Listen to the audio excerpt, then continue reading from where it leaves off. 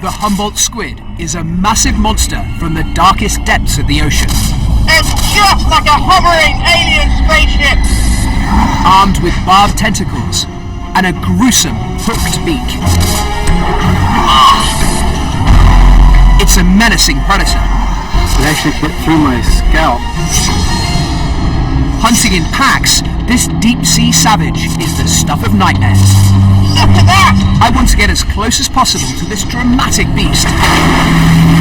I'm diving into their alien realm to separate fact from fiction. This really is a living sea monster! I'm Steve Backshall, and I've devoted my life to adventure. Now I'm going face to face with the most dangerous creatures on the planet in the darkest depths of the world's rivers, lakes and oceans. Oh my god, she's there! Humboldt squid. Magnificent beasts! Great white sharks. Anaconda. Look at the size of that snake! Hippos. Yeah, he's charging! Creatures as lethal as the places they live in. We need to get back into the cave now! Stopping at nothing to unlock the secrets of these legendary beasts. I'll be swimming with monsters.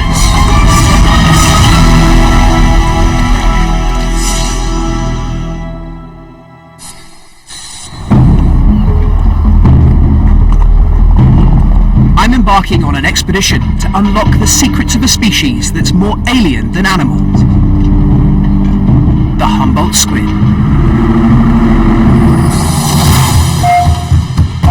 To find them, I've come to the Sea of Cortez in Mexico, a stretch of the Pacific Ocean that separates Baja California from the mainland.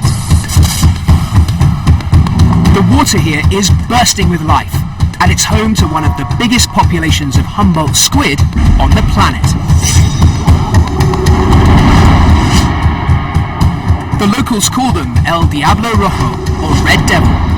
These powerful monsters grow to over 2.5 meters and are rumoured to have dragged fishermen to their death.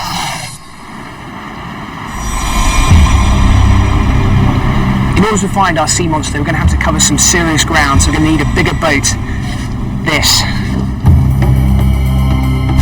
For the next week, we'll be based on the water, and this will be our dive boat and living quarters.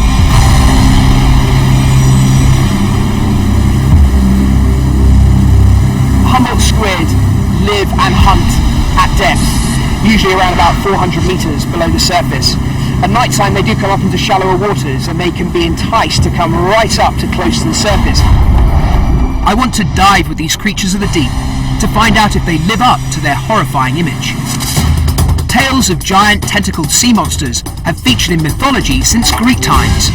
The legend of the ferocious kraken attacking ships has terrified generations of sailors. The Humboldt squid is a real-life kraken, like a monster from a horror movie. What in the heck? It fills people with terror. Just keep going. Their reputation is backed up by a gruesome arsenal of weapons. Muscular tentacles armed with barbed suckers to grip their victim. A sharp beak that can crush through bone. And enormous eyes that hunt out their prey in the darkness.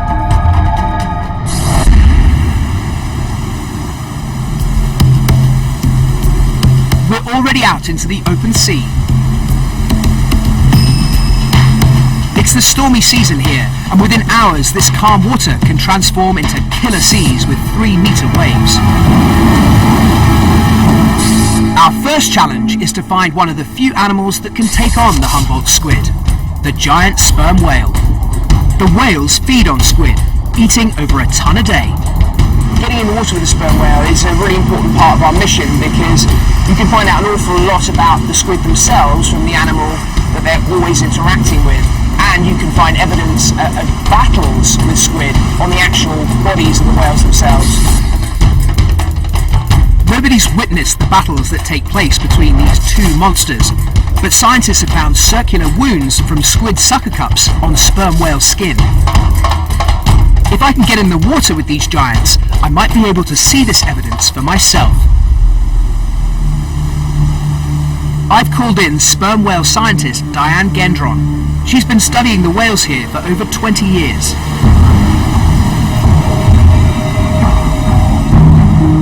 I've also sent up a spotter plane. While they scour this vast expanse from the skies, we're looking out for the distinctive spouts as the whales surface to breathe.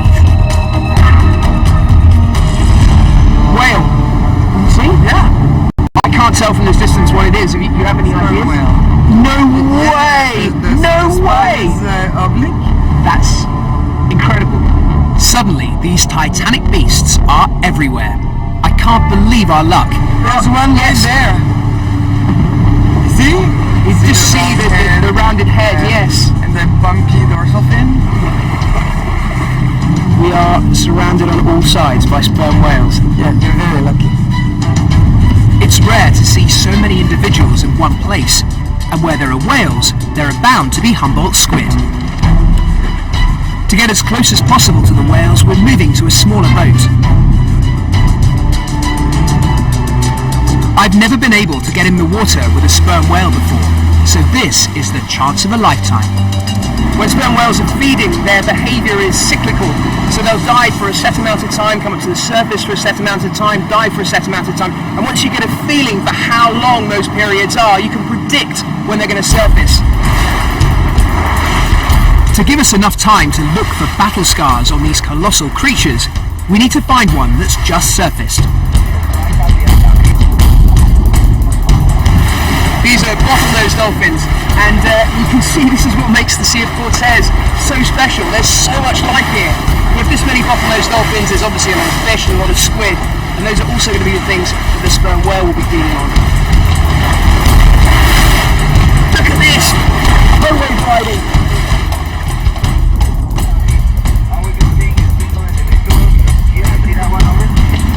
Whale, yes, we have one. It's about 100 meters off the front of us and at the surface. This is perfect. Let's kid up, Simon. My underwater cameraman, but he'll also be watching my back as we approach this powerful leviathan. We just want to get a little bit closer and then we're going to drop in. As we get close enough, we can get you coming in a frame with the animal.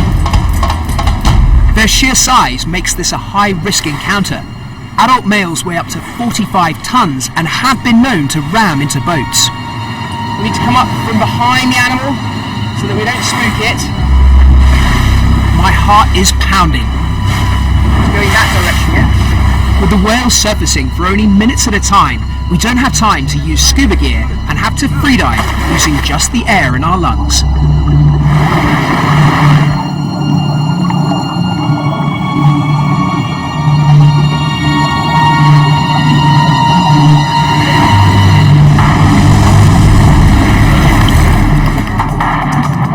The whale went down, so we should pick them up. Sperm whales are the ultimate freedivers. They can stay down for over 45 minutes at a time. I saw it just for a fraction of a second, and it was gone. I think I went in too hard. Next time I'm going to have to try and just slip in more calmly. This is proving tricky.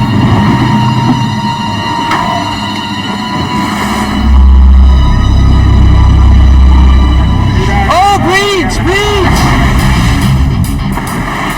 Reaching! Can you imagine the force and the power that has to be generated to bring an animal like that clear of the sea? This behaviour is adding to the danger of getting in the water. One strike with their tail flukes could knock me unconscious. Look at that, look at that. This is what you don't want to. One of the juveniles is swimming straight for us.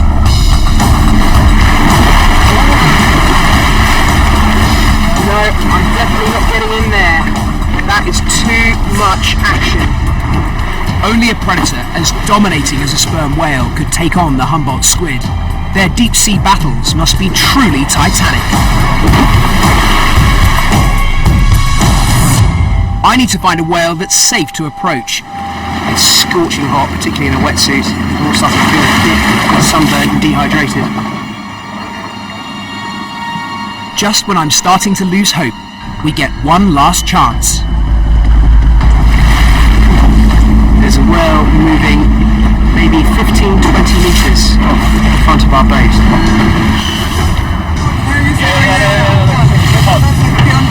Get on the other side of the boat.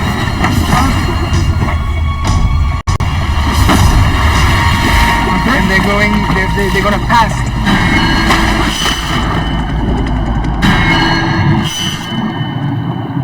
Finally, I'm in the water with one of the largest predators on Earth. This is a juvenile, but at 10 meters, he's already longer than a fire truck.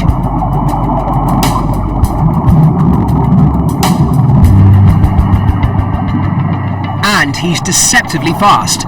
I'm struggling to keep up.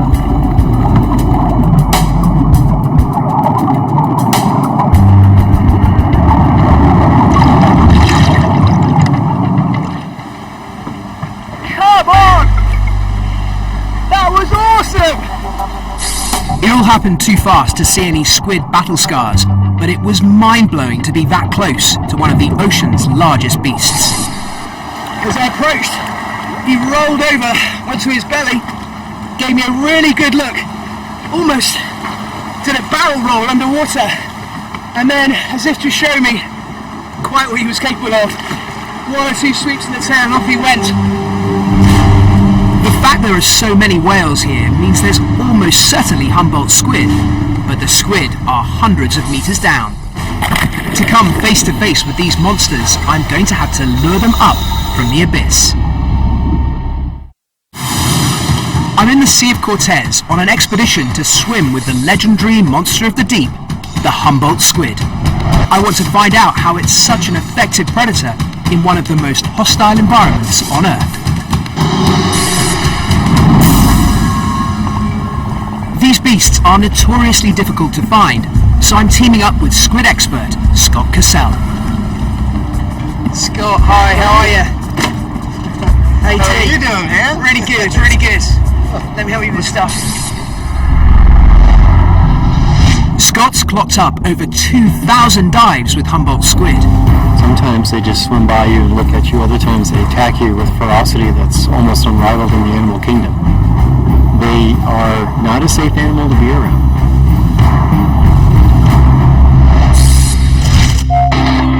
Scott has local intelligence that big squid have been caught in the last few days right down south near the tip of the Baja Peninsula. It's a 600-kilometer trip, so we're going to travel through the night. By tomorrow, we'll be one step closer to swimming for a roast beast. Everyone wants to believe in monsters. Everyone wants to think that there is something dark that's lurking out there in the deepest parts of the ocean.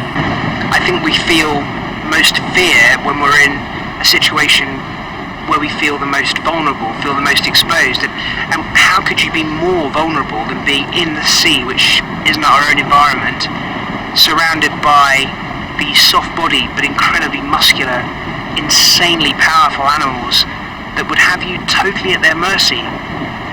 It is really quite a frightening thought.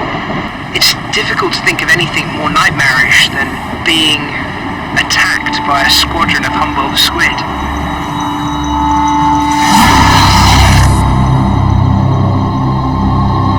By dawn, we've reached the small fishing port of La Ribera.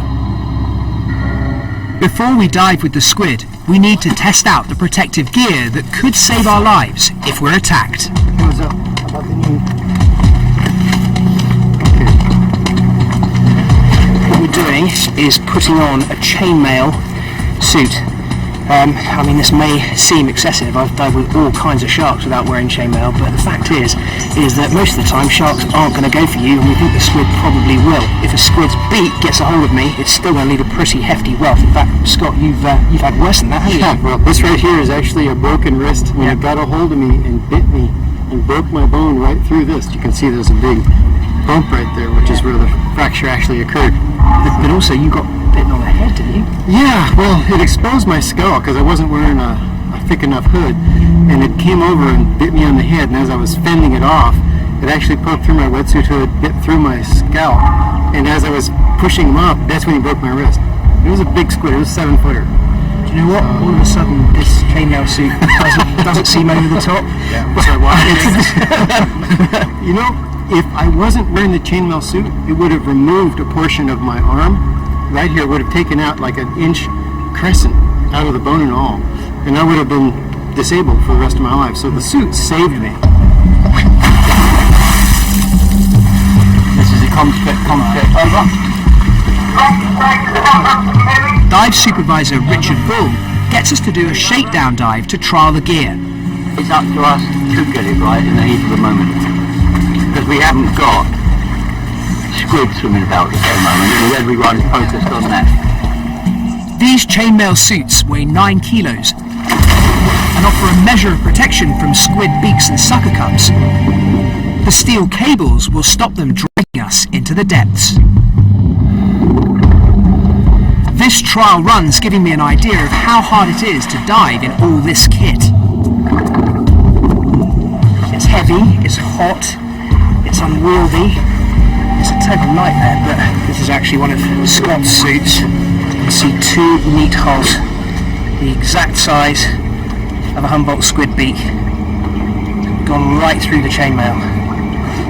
Anyone doubts this is necessary? There's the evidence right there.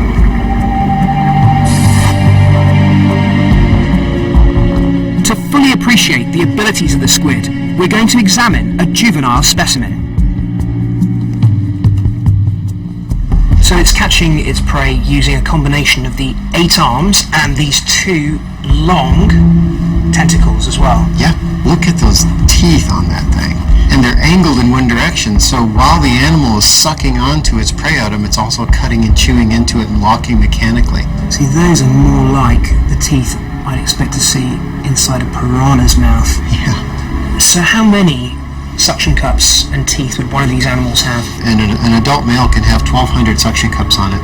And every suction cup is lined between 21 and 36 teeth, which is between, 25 and 36,000 teeth on each animal. That is extraordinary. So once it's got a hold of something, there's just no way it's getting away.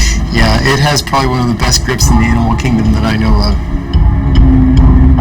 Gripped by thousands of needle-like teeth, the helpless prey is delivered into the mouth of the squid. Let's get a close-up look at this. So Scott, if you can manipulate the beak for me. Absolutely. As the animal itself would do. This beak is where all of the damage to the animal comes. So this, right here, is why we wear chainmail suits when we're diving with a Humboldt squid.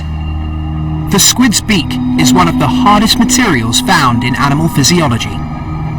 At the rear of it, it's much more flexible, and then at the very tip, it's like rock, isn't it? It is. In fact, it can actually become even more dense. So the more pressure that you apply on it, the harder it gets. This parrot-like beak is powered by a mass of muscles that generate a force strong enough to bite through bulletproof materials, like Kevlar. I've seen this go through bone on a tuna skull, which is really hard, dense.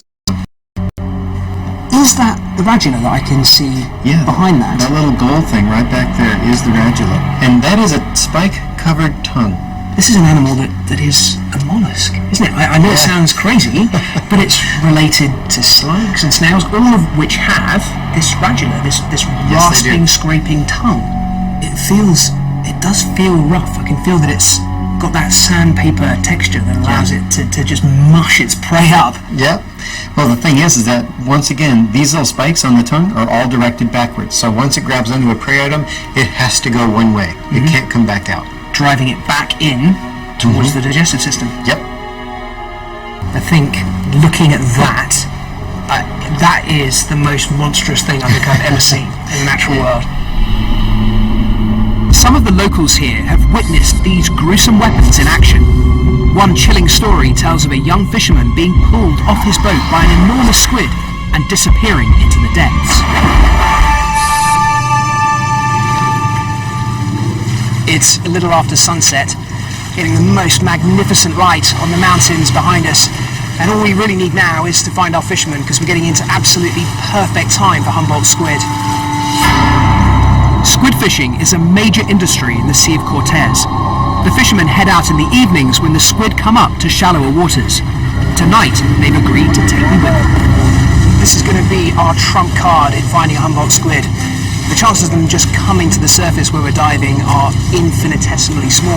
But if we work with local fishermen who are already drawing the squid up from the depths, then we've got a really good chance of seeing them. Hola, hola! Before we risk swimming with the squid, we'll attempt to attach a specially designed camera to one, giving me an opportunity to see into the dark world I'll be entering.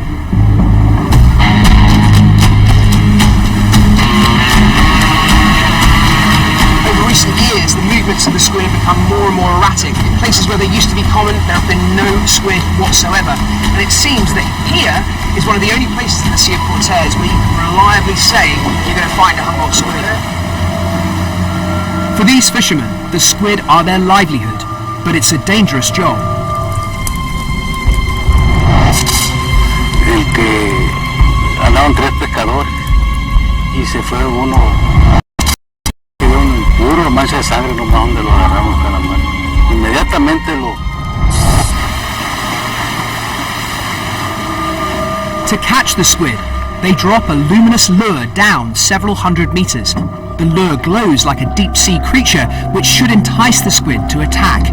Once on the lure, it's drawn up to the surface, and hopefully other squid will follow.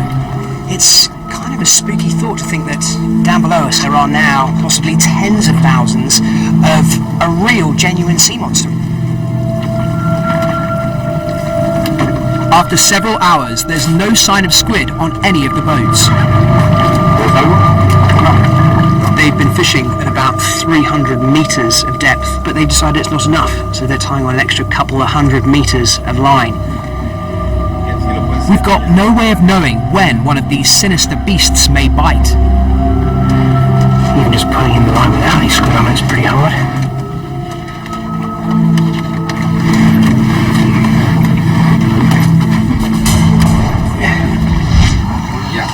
Okay. I was so sure that something had got heavier on the line, and my friend here just grabbed hold of the line and said Calamar, which is their local word for a squid. I think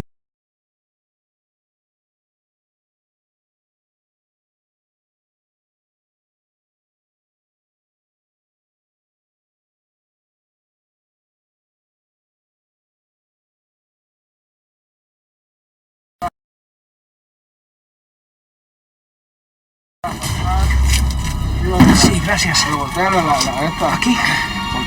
Okay. Right.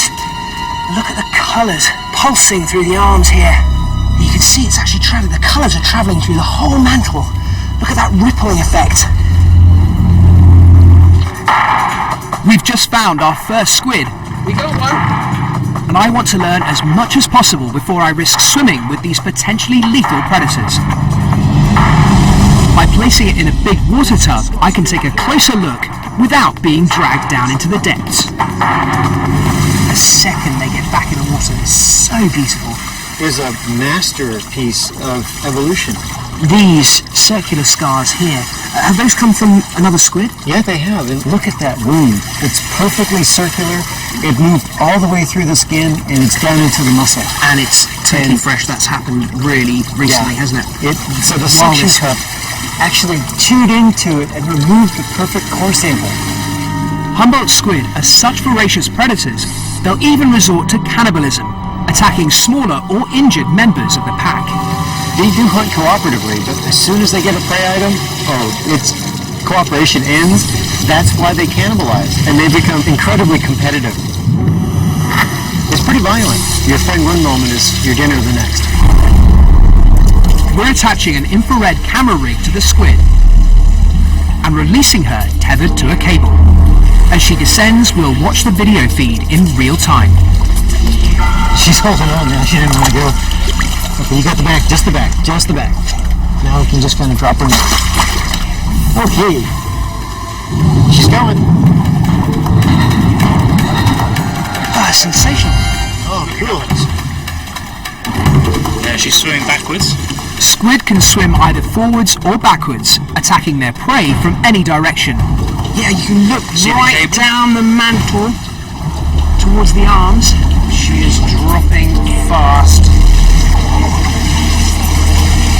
Yeah, I can see swirling plankton in the water, the movement of the edge of the mantle and the fin, and some of the arms behind it. Wow. We are actually looking down into the deep, dark ocean. We're getting a really privileged view of what life must be like for a Humboldt squid. And it's pretty eerie. It's fantastic, isn't it? Yeah. I mean, she's already deeper than a diver can go. And here she is, just happy as a clam, pardon the pun, because she's related, on her way down. The way the plankton and the other nutrients things in the water are zipping past her, it's like stars zipping past a spaceship. Yep. In less than a minute, our squid has descended to over 100 meters. By now, it's in a world where we are simply not welcome. The we would crush a human being.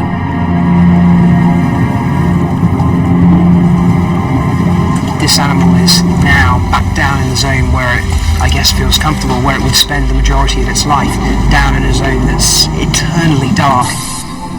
To survive at these depths, the squid has evolved an enormous eye.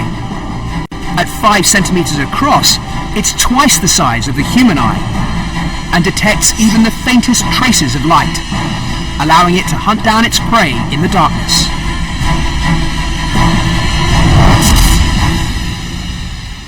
They can see 200 times better at low light than us. It's like night vision goggles on these animals.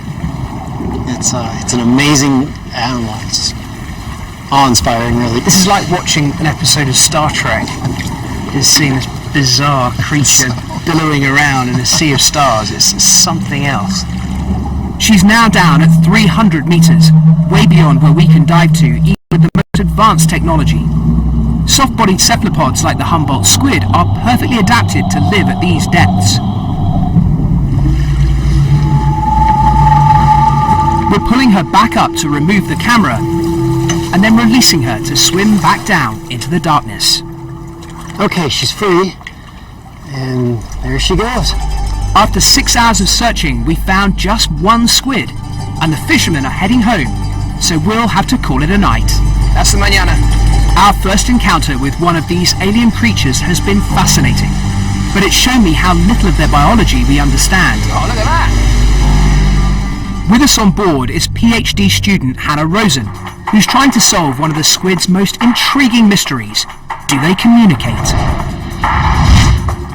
Humboldt squid are often found in these large groups, but we don't really know if there's any sort of social structure or if they're actually communicating with each other.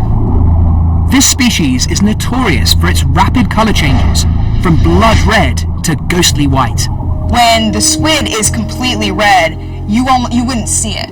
But when they flash to white, it becomes very obvious. You get this sort of, the squid is appearing and then disappearing. And that's another way that we look at it, as it's got to be some sort of form of communication, because it's the opposite of camouflage.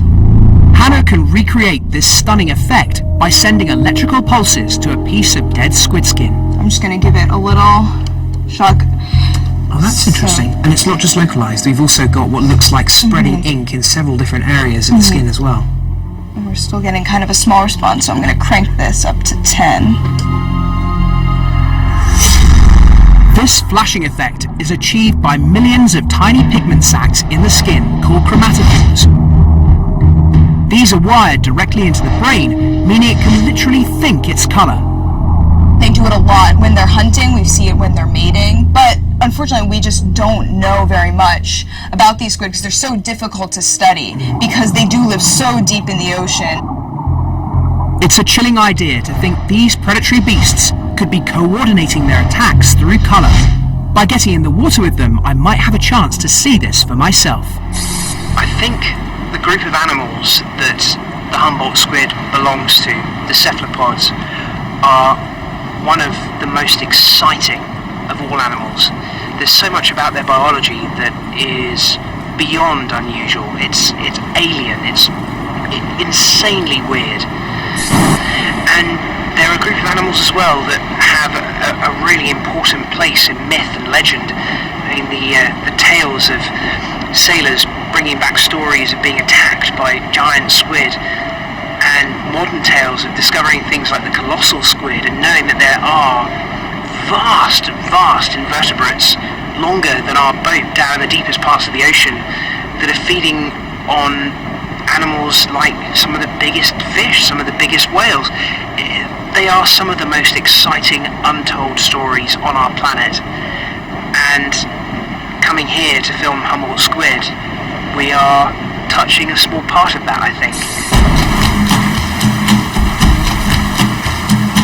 The next morning, and it's bad news. Our worst fears have been realised. A storm is coming. Scott, it's all looking nice and calm out there at the moment, but I understand that's not the way it's going to stay. Yeah, absolutely not. The forecast is definitely showing for tomorrow some really good midday storm coming in and lasting a few days, as a matter of fact. So, essentially, if we don't catch any squid tonight, then we've come to the Sea of Cortez for nothing. Very well could be. Tonight's probably going to be, we need to plan on tonight being our last night here in the Sea of Cortez. Right now they're forecasting 26 knot winds, and 26 knot winds, 4-6. Yeah, 7 foot seas over 2 meter waves. We're not going to be out there squidding, that's for sure.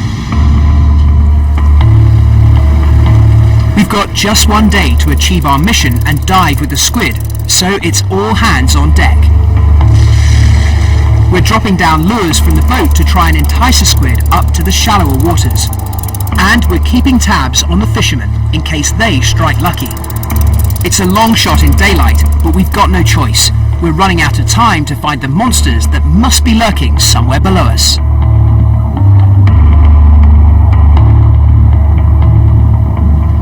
It's now early afternoon. We've had absolutely nothing at all. It's all starting to get a little bit frustrating. I think the only plan now, though, is to come back out here at sunset, and that really is going to be our very last chance to swim with the Humboldt squid.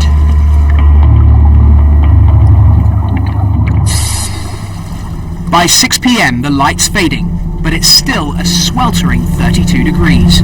It is a phenomenally beautiful evening, but the sky tells the tale. These clouds do definitely mean that we've got very, very high winds coming in, so we're changing tack. What we're going to do is we're going to kit up in our chainmail suits straight away. We've got 4 separate pangas, the small boats who are out fishing for the squid. They're going to start right now, and they're just going to keep on jigging, and that is pulling up the squid lures and trying to attract the squid in. And the second we get a bite, Simon, myself and Scott are all going to get in the water and try and swim with the squid.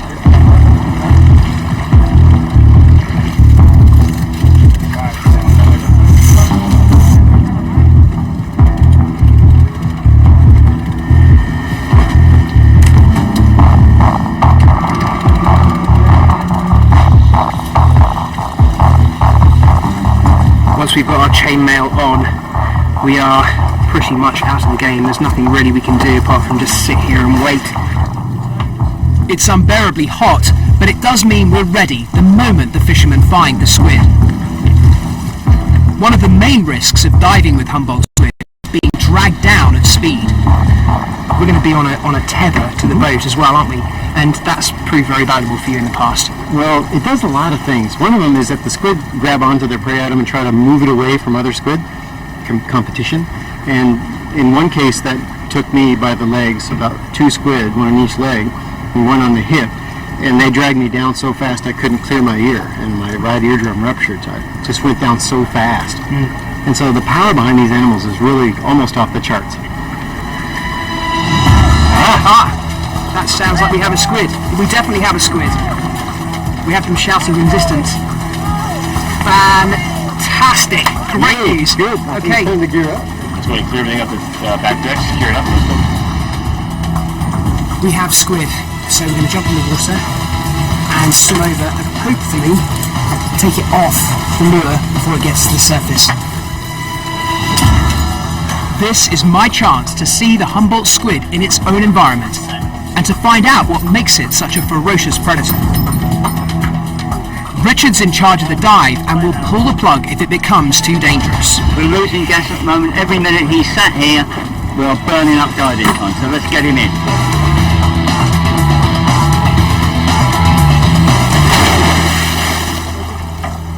Surface to Steve, surface to Steve. This is a comms check over.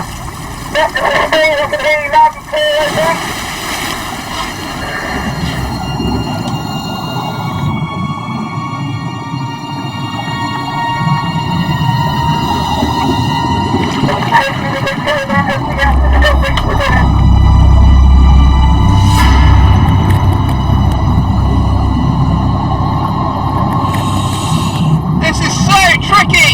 Trying not to get caught up in our wires! But without them, we could be dragged down into the abyss.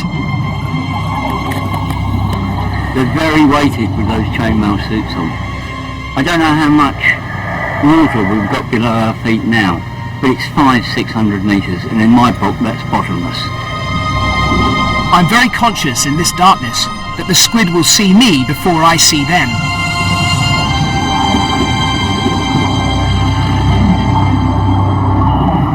They've got big predator animals who want to predate on them down there. There's just so many things to think about that it worries the life out of me. Scott has the squid. Scott has the squid. Let me get around the other side of you, Scott.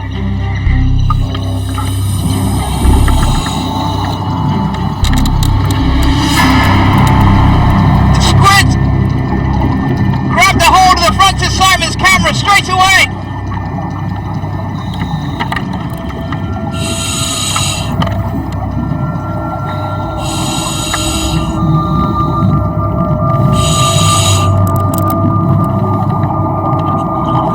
I'm guessing that right now Simon's seeing that parrot-like beak chewing right on the front of the camera. It's very, very sharp and powerful. To avoid being bitten by its fearsome beak, we hold it by the mantle with both hands. This really is a living sea monster. These beautiful fins at the front of the mantle are used for its normal swimming movements. It undulates them from side to side. You can see how thin the leading edge of that wing is. It's beautifully hydrodynamic. And the whole front end of the animal is like a torpedo, which allows it to jet through the water at speeds of up to 7 meters a second, 3 times quicker than the fastest ever Olympic swimmer. My first Humboldt squid, and it's an absolute beauty. I can really feel its power as I'm trying to hold on. There's no doubt in my mind this animal's a potential threat. Let's let this one disappear down into the depths and continue its hunting.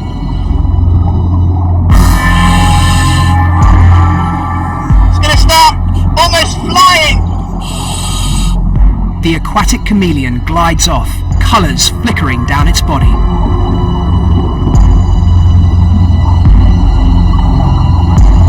It's just like a hovering alien spaceship. Wow. There it goes.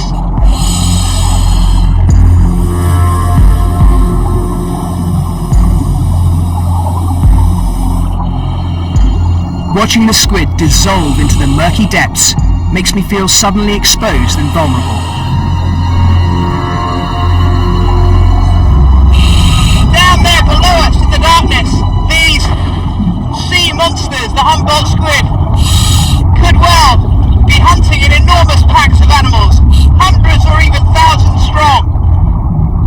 And any second they could come up from the darkness.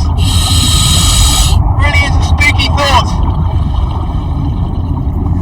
Surface to divers, we've had a considerable amount of squid action on another boat. We need to get over to the action as quickly as possible. This could be the moment we've been waiting for, the chance to dive with a pack.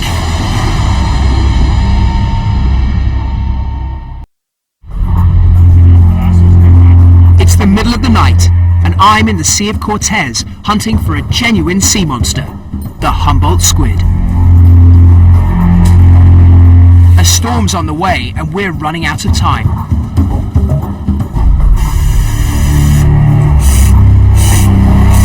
on the primary regulator with the primary signal.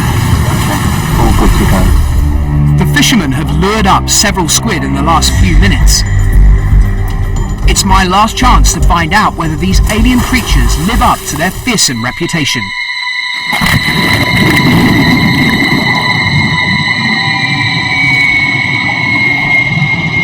This is a smaller squid. It's probably just a few months old. These animals grow extremely rapidly and can get to 2 meters in just 7 months. But the trade-off is a short lifespan of only 2 years. You can see those sucker cups sticking on my fingers. And inside there are the mouth parts. It drags its body towards my hand with those sucker cups. The force of the beak is substantial, even on a youngster. Oh! Ah! Right! It doesn't! Really! Ah! Even through the chainmail! Ah! Millions of years of evolution have created a potent predatory force. Its body is completely different from other sea killers like sharks, but it's just as powerful.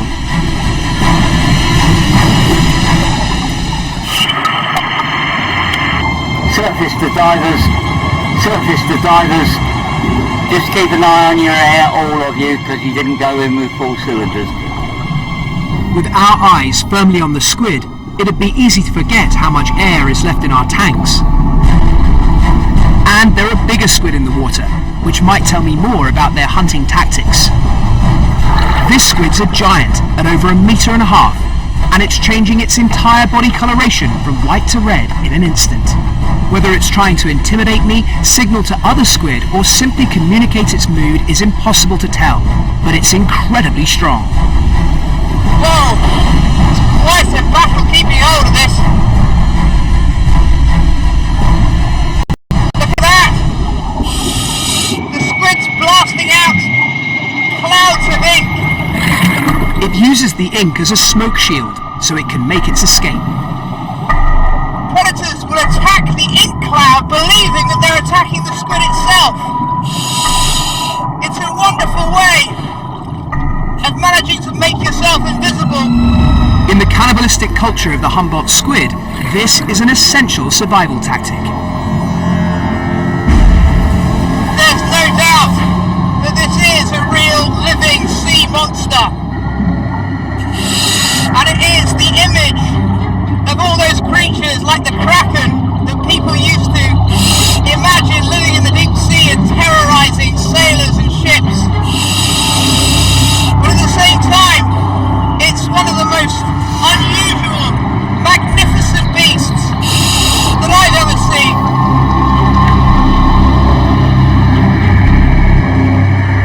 The current's getting up, and we're being dragged behind the boat on our steel lines.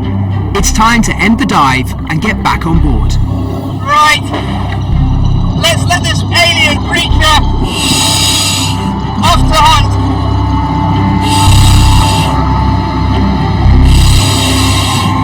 Just trailing ink behind it in little puffs as it goes.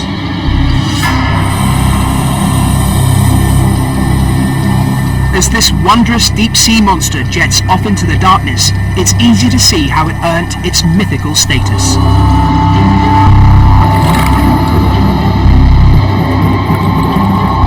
I feel like I've had a really privileged glimpse at a deep, dark world that very, very few human beings ever get to see. And I would love to know more about the world of the Humboldt squid, but it's down there, a place where human beings, I guess, just aren't welcome. It's a place that's way too challenging for us, mere mortals.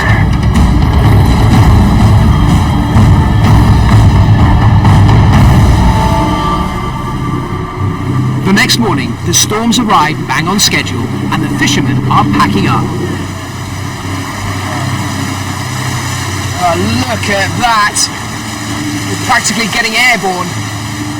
Obviously there's no point in them continuing fishing when the weather's like this.